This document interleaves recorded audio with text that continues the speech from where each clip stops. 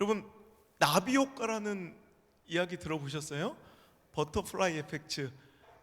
1961년도에 카오스 이론으로 유명한 기상학자 에드워드 로렌츠라는 사람이 기상학의 이런 고충에 대해서 일기예보를 하는 것이 얼마나 많은 변수에 의해서 이렇게 좌우되는지에 대해서 이제 설명하기 위하여 주창했던 이론 중에 하나가 바로 나비 효과입니다. 여러분 잘 아시거니와 북경 베이징에서요, 작은 나비 한 마리가 날갯짓을 하면 그 시작은 아무것도 아니었는데 그 날갯짓의 파장이 점점 커지다가 태평양을 건너 저 뉴욕에 이제 미국 땅에 도달하면 그것이 거대한 폭풍으로 변할 수도 있다라는 이론이에요.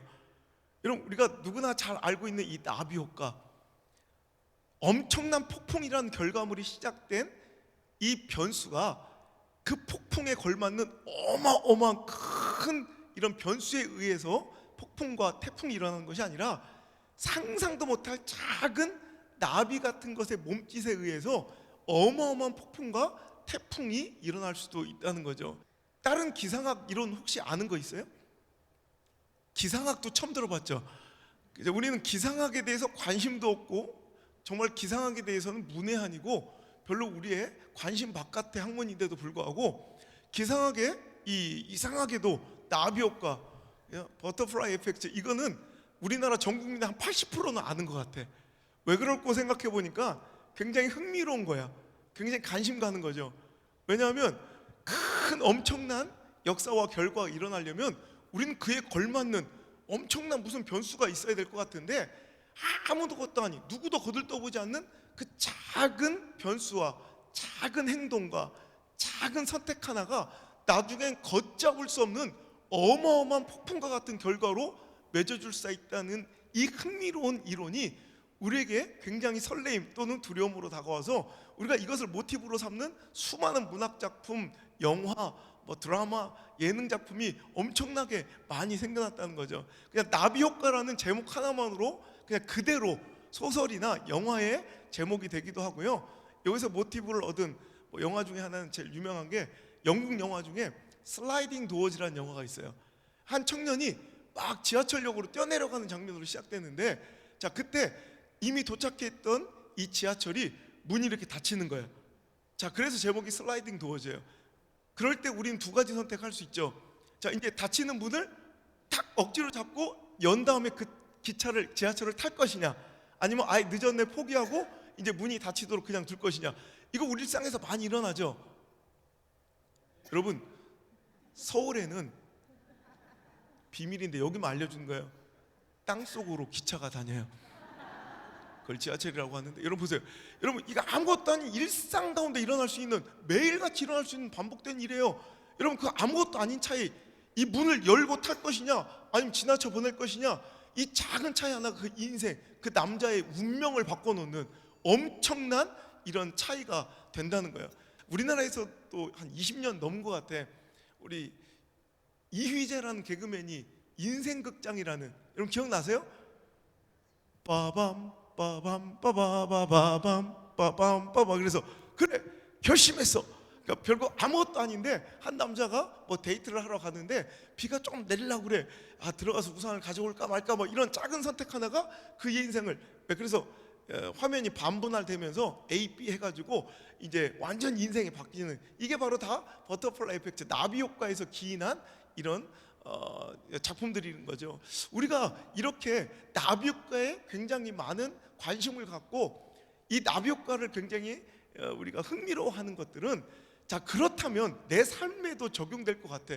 이렇게 작은 뭔가 선택 하나, 오늘은 아무렇지도 않게 해왔던 나의 행동 하나가, 선택 하나가, 오늘 결정 하나가 내 인생을 앞으로도 폭풍과 같은 어마어마한 결과로 이끌지 않을까라는 기대감 내지는 두려움으로 우리는 이 버터플라이 에펙트, 나비 효과를 굉장히 흥미로워하고 관심 갖게 된다는 거예요. 어찌 보면 성경 안에는요, 이런 나비 효과 이야기, 영적인 나비 효과 이야기로 가득 차 있는 이런 책이 바로 성경이에요. 오늘 우리가 읽었던 베드로의 인생도 그래요. 한낱 어부에 불과했던, 배운 것도 없는 무식한 사람이에요. 정말 일개 그냥 어민으로서 어부로서 끝나버릴 수 있는 인생인데, 오늘 예수님을 만나 아무것도 아닌 이 인생이 어마어마한 축복의 인생으로, 이제 신앙의 구속의 역사에만 오늘도 그가 등장하는 것이 아니라 이제 인류 역사에도 큰 영향을 끼치고 2000년이 지난 지금까지도 그 이름이 회자될 수 있는 어마어마한 위대한 인생으로 바뀌는 그 장면을 오늘 우리가 읽은 거예요. 여러분, 구약에서는 라합이라는 기생 이야기도 나오죠. 여러분, 그날 자기 집에 들어왔던 이 정탐꾼 손님들을, 여러분 민족의 입장에서 보면, 오늘도 여리고성의 입장에서 보면 이건 고발하고 빨리 신고해가지고 이 간첩을 잡아야 되는데, 이상하게 마음의 감동으로 그들을 숨겨주고 싶은 거예요. 그 작은 선택과 결정 하나가 그녀의 인생을 완전히 완전히 그녀와 그 가정과 모든 친족들을 붉은 줄 매달아 그 가정에 들어오는 모든 자들을 살리는 구원의 통로로서 그녀가 사용되게 되고, 더 나아가서는 얼마나 큰 축복이에요. 예수 그리스도의 족보에 오르는 멋진 여인이 되는 것이 어마어마 신학교를 들어가고 엄청나게 노력한 것이 아니라, 그냥 오늘 하루 나에게 주어진 그 작은 선택 하나, 결정 하나를 하나님 뜻대로 하니까 그런 어마어마한 축복이 시작되더라는 거예요.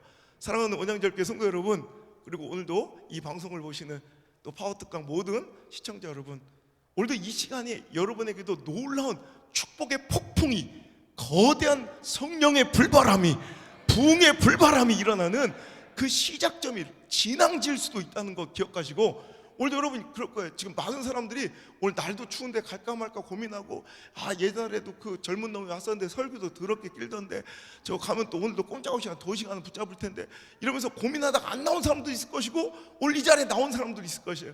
오늘 이 작은 선택과 발걸음 하나가 여러분의 인생을 어마어마한 축복으로 옮겨놓는 놀라운 발원지가 되고 진앙지가 되고 시작점이 될 수 있기를 주의 이름으로 축원합니다. 그럼 여러분, 오늘 이 말씀을 통해 저는 그랬으면 좋겠어요.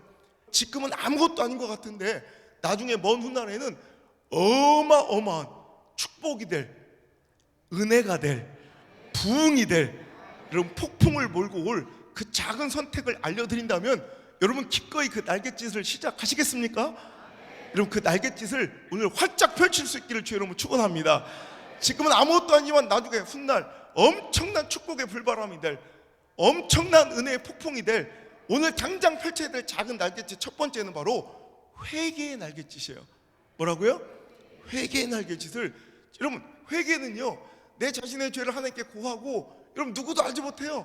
내가 죄를 저질렀는지 안 저질렀는지 사람은 몰라요. 드러나지도 않고 발각되지도 않았어요. 근데 내가 전심으로 하나님께 내 죄를 고백하고 회개하는 이 하나의 이 장면이 나중에는 걷잡을 수 없는 민족의 부흥으로, 우리 가정의 축복으로, 자녀와 자손들의 엄청난 은혜로 여러분 이어질 수 있다는 거 기억하시길 바랍니다. 오늘 베드로라는 이 한 사람이 오늘도 예수님이 과연 메시아고 그리스도인 걸 깨닫게 됐자마자 했던 행동이 바로 회개입니다. 8절의 말씀을 볼까요? 자, 읽겠습니다. 시작. 시몬 베드로가 이를 보고 예수의 무릎 아래 엎드려 이르되 주여 나를 떠나소서 나는 죄인이로소이다 하니. 자, 그의 진정한 회개가 오늘도 예수님으로 인하여, 그래 그 회개를 받으시고 너 이제 고기 낚는 어부가 아니라 사람을 낚는 복음의 전파자로서, 예수님의 제자로서 선봉에 세우는 놀라운 전환점이 되더라는 거예요. 여러분 누구나 하나님의 일은 할 수 있지만 그렇다고 아무나 할 수 있는 게 아니에요. 깨끗하게 정결하게 씻음받고 준비된 그릇이 하나님의 사명과 비전을 담을 수 있을진데, 그 정결함의 준비가 바로 회개인 줄 믿으시길 바랍니다.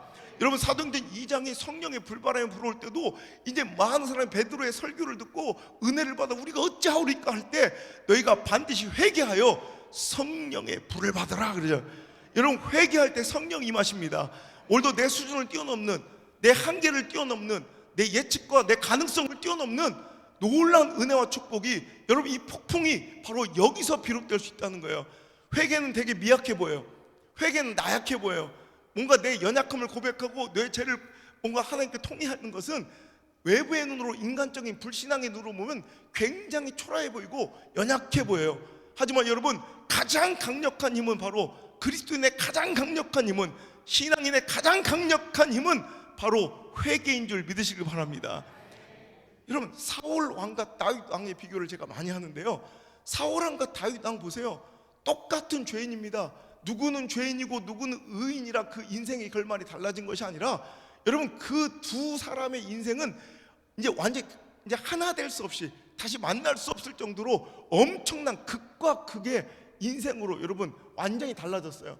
한 사람은 저주받고 비극적인 인생의 결말로 자결하여 죽고, 그 자손 자녀들도 어쩌면 저주받아 계속해서 쇠락하는 민족, 없어지는 족속이 되었다면, 여러분 거꾸로 다윗은 그로 인하여 어마어마한 축복과 은혜가 번져나가고, 지금까지도 그 자녀 자손들이 엄청난 영적 축복과 또 물적 축복과 이 시대의 축복을 누리고 있는 것은 그들의 죄의 유무가 아니라는 거예요.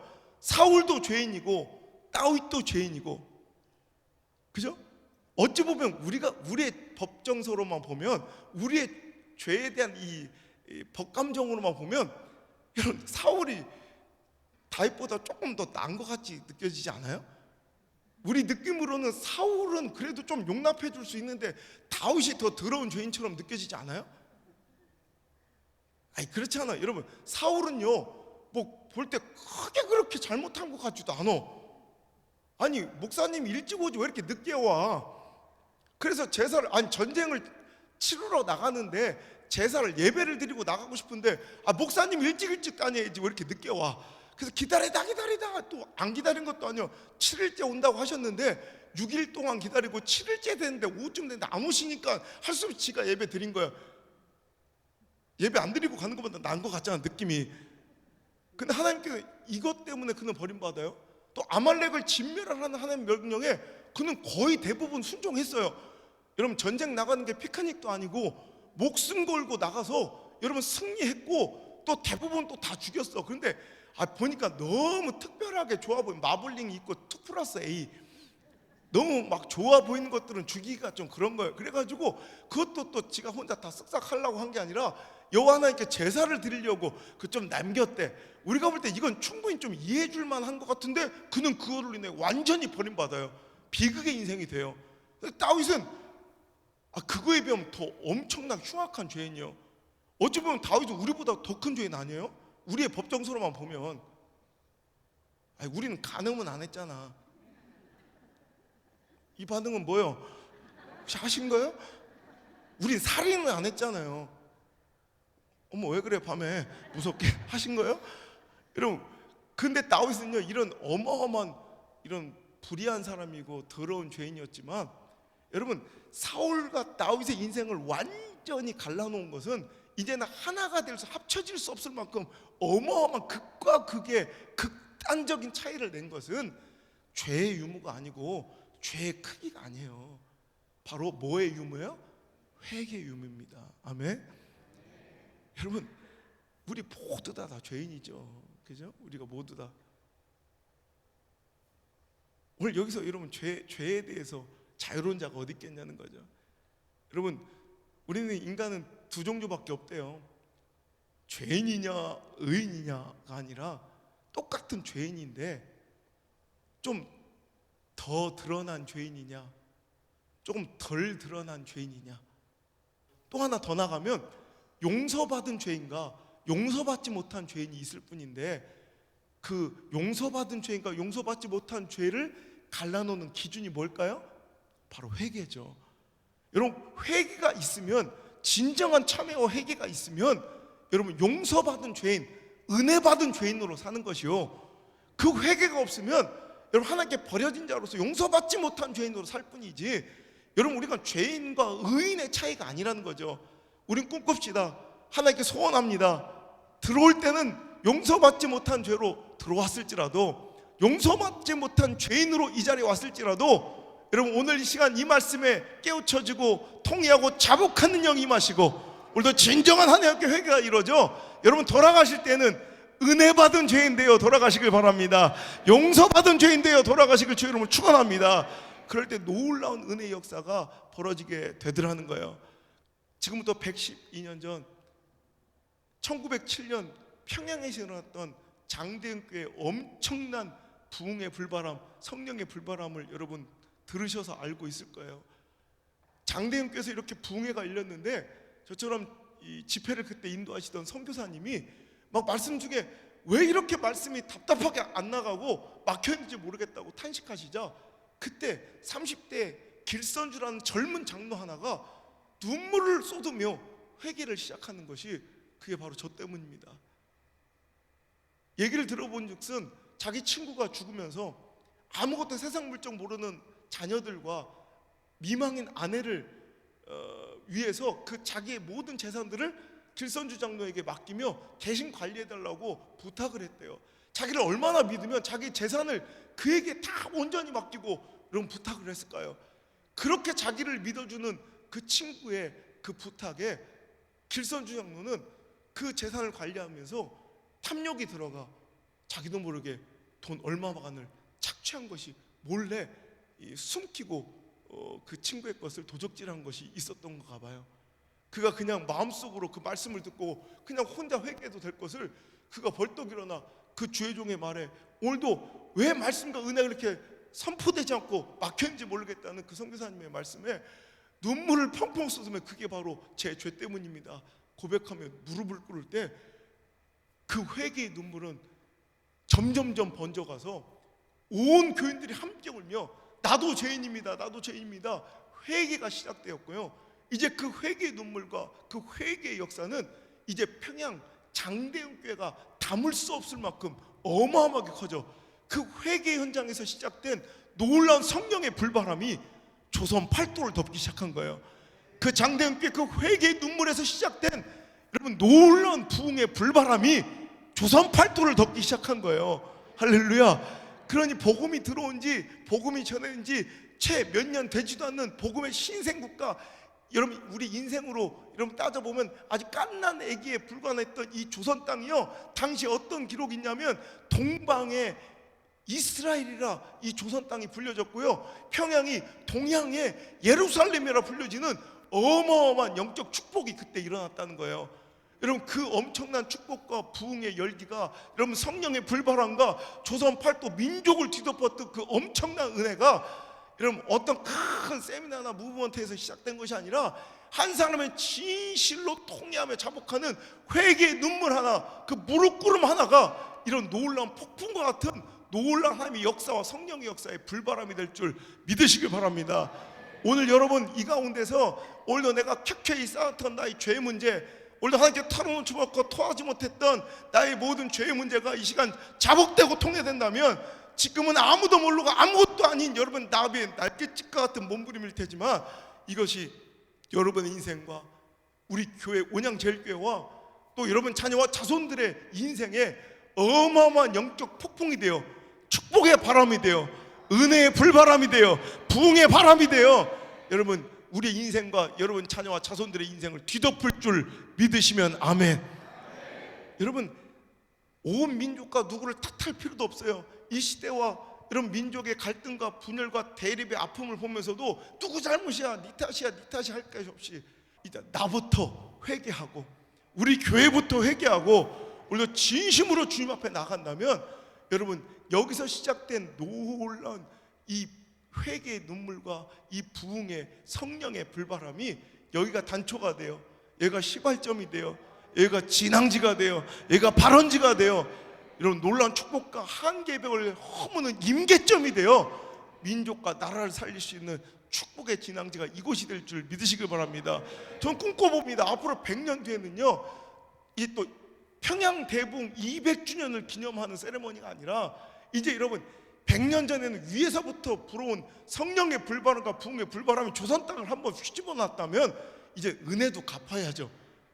저는 은혜도 갚아야 된다고 생각해요. 이제 남한에서 올라갈 차례인 줄 믿습니다.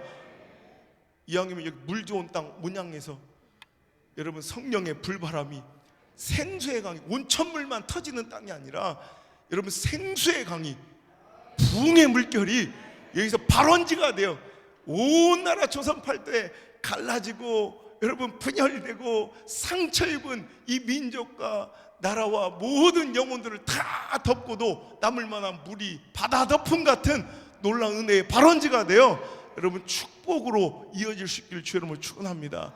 그러려면 그 놀라운 역사가 시작되는 그 시작의 진앙지는 뭐라고요? 회개예요, 회개.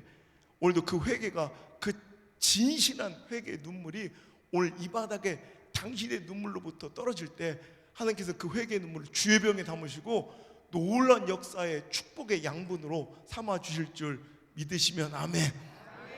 두 번째, 지금은 아무것도 아니지만 나중에는 엄청난 폭풍과 축복의 여러분 은혜의 강물이 되고 폭풍이 될, 지금 당장 우리가 펼쳐야 될 두 번째 이 날갯짓은 바로 작은 관심과 전도의 날갯짓이에요.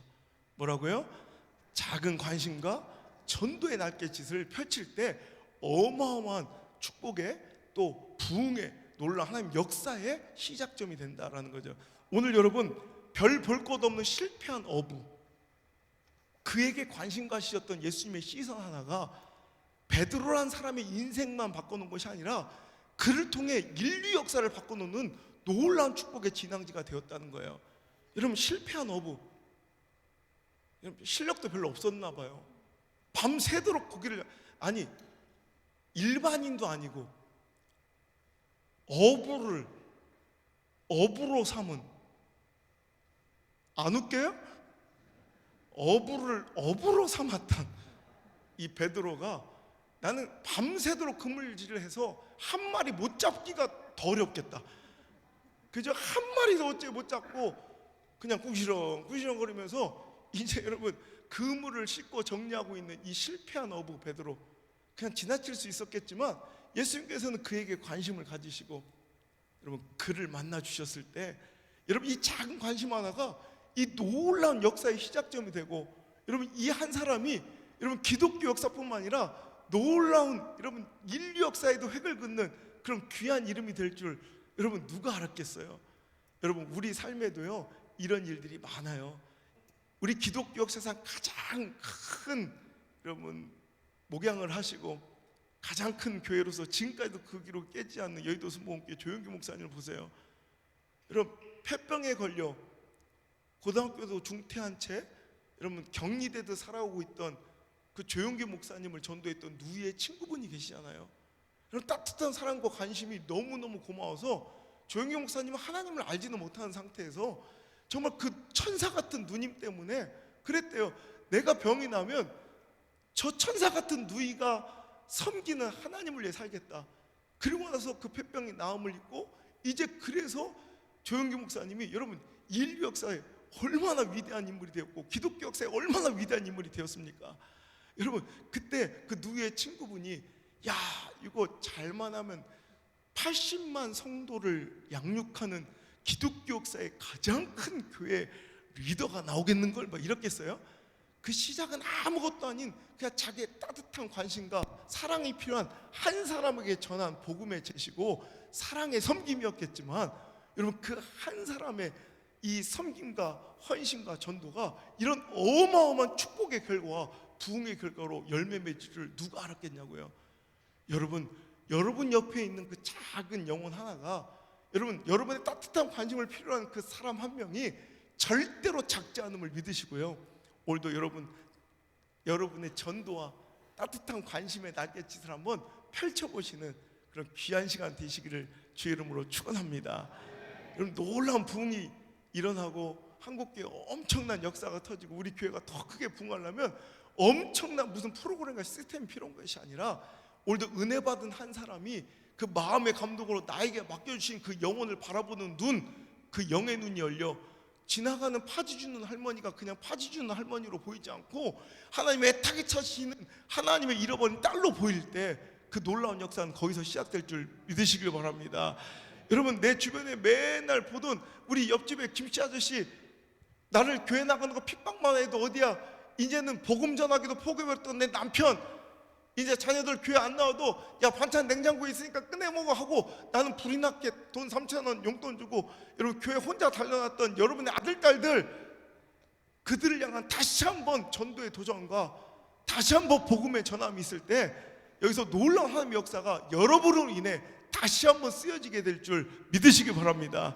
그 작은 전도 하나.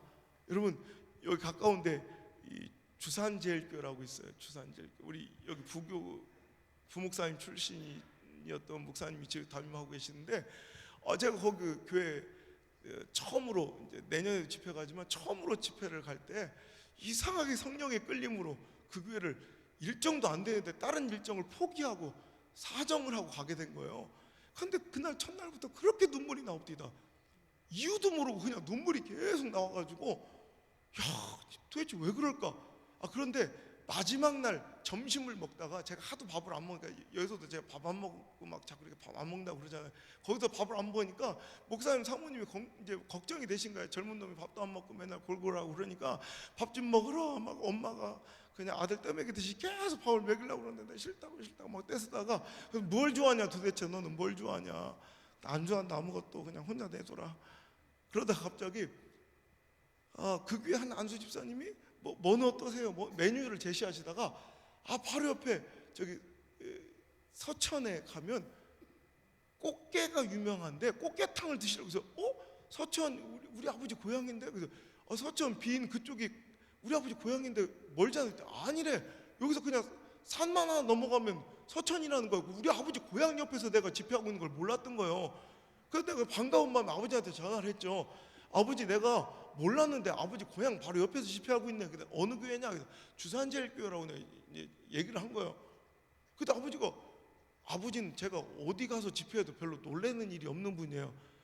원래 목회를 한 40년쯤 하고 은퇴하시면 거의 인간계를 뛰어넘은 신선의 지경이에요. 하도 별일을 다 당해봐서 웬만한 거에 놀래도 없고 감정 표현도 없는 분이에요. 근데 그분이 갑자기 말씀을 멈추시고요, 한 1분 동안 말을 안 하시는 거예요. 그래서 아버지 분명 끊긴 건 아닌데, 그래서 울고 계신 거예요. 왜 그래요? 그때 글쎄, 우리 아버지 얘기인즉슨